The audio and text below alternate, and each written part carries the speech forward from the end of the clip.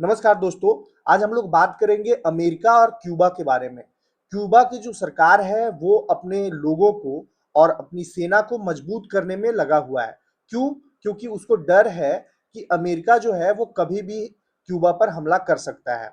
सबसे पहले अमेरिका का चाल को समझिए। सबसे पहले निकोलस मादुरो जो वेनेजुएला के राष्ट्रपति थे, उनको उठा लेता है और बंदी बना लेता है। वेनेजुएला पर सत्ता परिवर्तन करता है और तेल का पूरा एकाधिकार कर लेता है अमेरिका।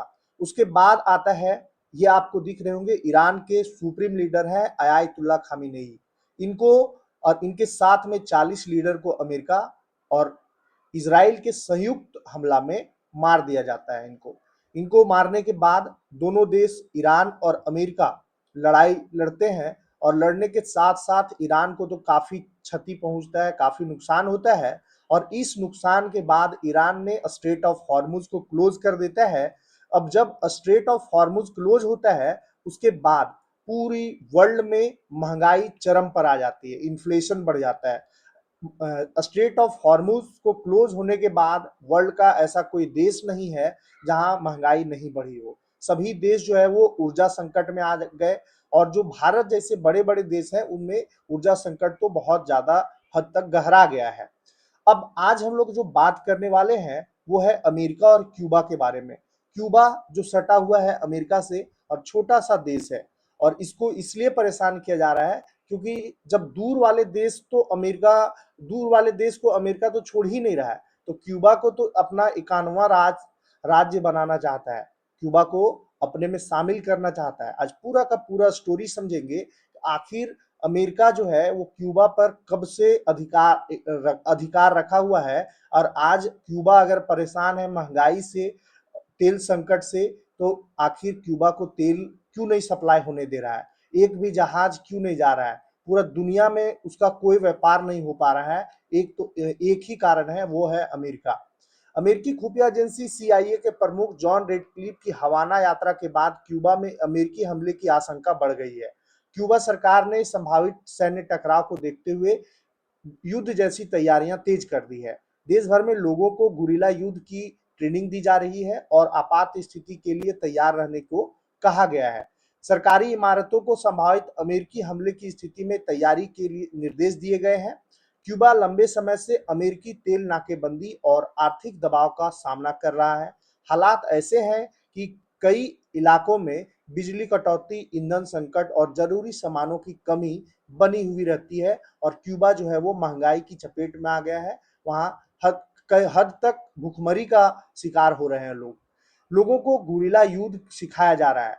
क्यूबा सरकार जो है अपने लोगों को गुरिल्ला युद्ध का प्रशिक्षण दे रही है, और कुछ वीडियो में सैनिक पुराने सोवियत हथियारों के साथ अभ्यास करते दिखाई देते हैं।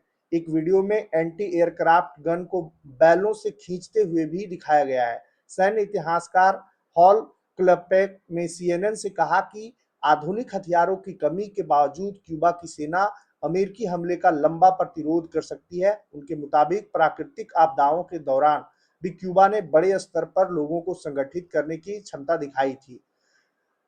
अमेरिकी खुफिया एजेंसी सीआईए के प्रमुख जॉन रेडक्लिफ इस हफ्ते क्यूबा की राजधानी हवाना पहुंचे थे। रिपोर्ट के मुताबिक वे यूनाइटेड स्टेट ऑफ अमेरिका लिखे हुए विमान से पहुंचे थे, जिसने लोगों का ध्यान खींचा। कई क्यूबाई लोगों ने इसे बड़ा राजनीतिक संकेत माना। क्यूबा सरकार लंबे समय से सीआईए को दुश्मन मानती रही है। 1960 के दशक में फिदेल कास्त्रो की हत्या के लिए सीआईए ने विस्फोटक सिगार और जहरीले स्कूबा सूट जैसी योजनाएं बनाई थी। क्यूबा में सीआईए की गतिविधियों से जुड़े संग्रहालय भी मौजूद है। रेडक्लिफ क्यूबा को ऐसा प्रस्ताव देने पहुंचे थे जिसे ठुकराना मुश्किल हो। उन्होंने इसे दबाव वाली कूटनीति बताया है। जनवरी से ही अमेरिका ने वेनेजुएला से क्यूबा को हो रही तेल सप्लाई को लगभग रोक दिया है, क्योंकि वेनेजुएला के राष्ट्रपति को ही बंदी बना लिया अमेरिका।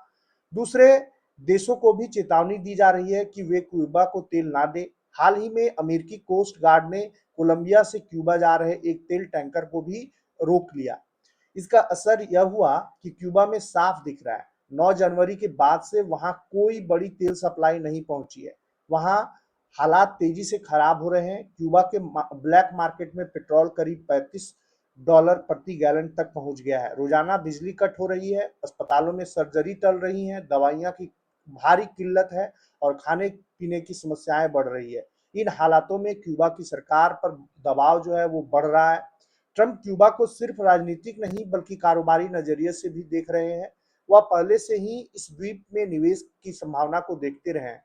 1998 में उनकी कंपनी ने चुपचाप क्यूबा का दौरा कराया था।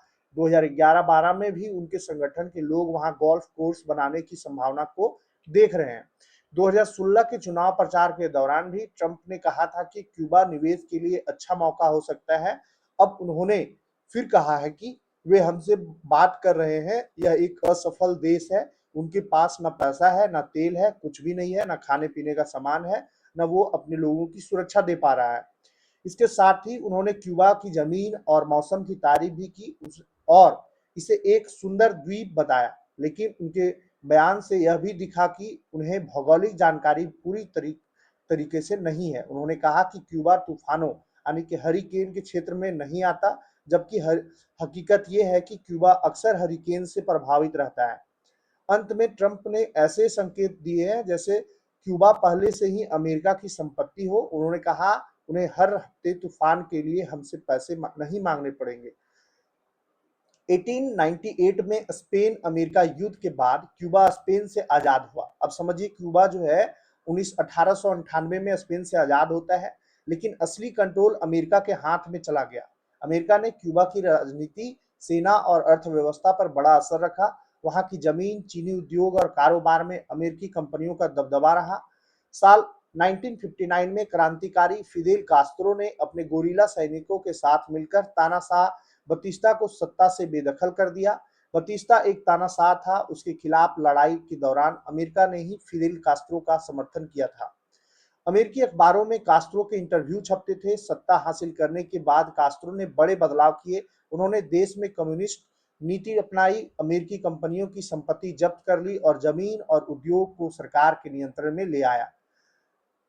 अमेरिका ने जवाब में क्यूबा पर आर्थिक प्रतिबंध लगा दिए, व्यापार बंद कर दिया, तेल और जरूरी सामान की सप्लाई रोक दी गई। इससे क्यूबा की इकोनॉमी खराब होने लगी। इसके बाद क्यूबा ने सोवियत संघ रूस की तरफ रुख कर लिया। इस वजह से अमेरिका और क्यूबा के संबंध और खराब होते चले गए।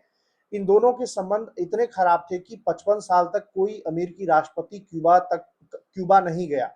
ये सिलसिला 2015 में तब खत्म हुआ जब अमेरिकी राष्ट्रपति के रूप में बराक ओबामा क्यूबा गए। लेकिन तब तक फिदेल की जगह क्यूबा में उनके भाई राउल सत्ता संभाल चुके थे।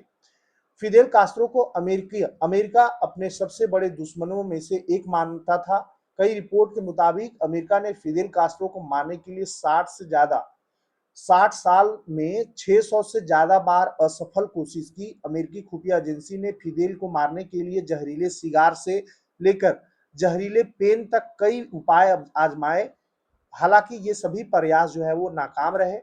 एक बार फिदेल कास्त्रो को मारने की साजिश में शामिल होने के लिए उनकी एक पूर्व गर्लफ्रेंड भी तैयार हो गई थी। इस साजिश के तहत कास्त्रो को मारने के लिए जहरीले कोल्ड क्रीम का जार उन तक पहुंचाना था, लेकिन कास्त्रो को पहले से ही इसकी भनक लग गई थी और ये योजना भी नाकाम हो गई। 25 नवंबर 2016 को 90 साल की उम्र में क्यूबा के हवाना में फिदेल कास्त्रो का निधन हो गया।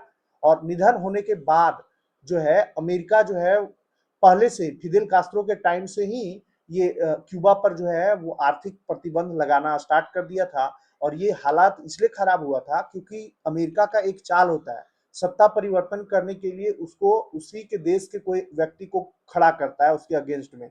फिदेल कास्त्रो को समर्थन देता था अमेरिका। एक समय था जब फिदेल कास्त्रो को बनाया था अमेरिका, गुरिल्ला वार के लिए तैयार करता था, उसको मदद करता था। जब सत्ता परिवर्तन हुआ तो फिदेल कास्त्रो ने अमेरिका की जितने भी कंपनियां थी सबको खदेड़ दिया, सबकी संपत्ति को जब्त कर लिया और अपना सरकार चलाने लगा। और यही बात जो है वो सेम चीजें हुआ था आपका ये जो आतंकवादी था ये अफगानिस्तान में भी अमेरिका जो है पहले सपोर्ट किया था आतंकवादियों को। जब आतंकवादी हमला कर दिया अमेरिका पर तब फिर उसको मारने के लिए चला गया। तो ये अमेरिका का पुराना चाल रहा है। फिलहाल अमेरिका जो है वेनेजुएला, उसके बाद ईरान, उसके बाद अब क्यूबा का नंबर है। देखिए आगे क्या होता है, आप कमेंट में जरूर बताएं। धन्यवाद।